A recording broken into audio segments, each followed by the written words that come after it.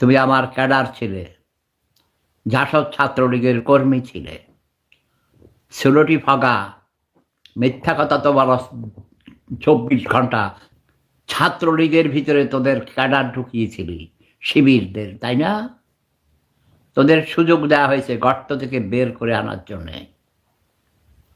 This is my politics.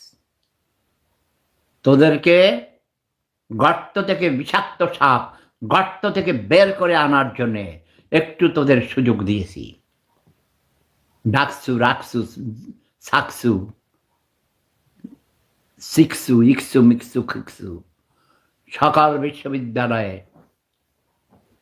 তোদের ছাত্র শিবিরকে জায়গা করে দিয়েছি। এটা this is my tricks, my politics. This is not politics, this is super politics.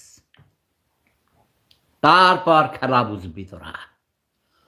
অন্য কোনো, আমরা করলা কাটি না, ব্লেড দিয়ে করলা কাটি না, ছুরি দিয়ে রক কাটি না।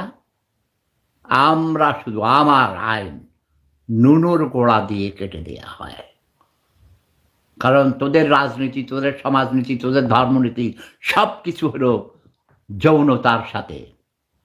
মৃত্যুর পরও তোদের লোভ হলো স্বর্গে গিয়ে 72টা হুর পরেই ভোগ করবি, তাই না? সেই সুযোগ তোদের দেয়া হইবে না শয়তান। এই পৃথিবীর বুকে তোদের জিন্দেগি বরবাদ করে দিব আমি। তোদের নুনুর কোড়া কেটে দেয়া হবে। ইসলাম কোনো ইসলামের অনুসারী নয়। ইসলামের শত্রু যদি কোনো রাজনৈতিক দল থাকে বাংলার মাটিতে, সেটা হলো জামাতে ইসলাম। জমের হাতে ইসলাম, জামাতে ইসলাম। কত বড় স্পর্ধা! ওই শালার পুতের নুনুর গোড়া কেটে দাও। এই মুহূর্ত থেকে আমি অনুরোধ করছি, আমি হুকুম দিচ্ছি আমার পিঁপড়া বাহিনীকে, যেখানে তোমরা জামাত শিবির পাবে নুনুর গোড়া কেটে দিবে। ঠিক আছে? আমি মুখ খারাপ করতে চাই না, শব্দ বোমা একটা সহনশীল অবস্থার মধ্যে রেখে বলছি। কারণ আমি 1 কোটি ভালো কথা বলি, সেগুলির কোনো প্রকাশ নেই।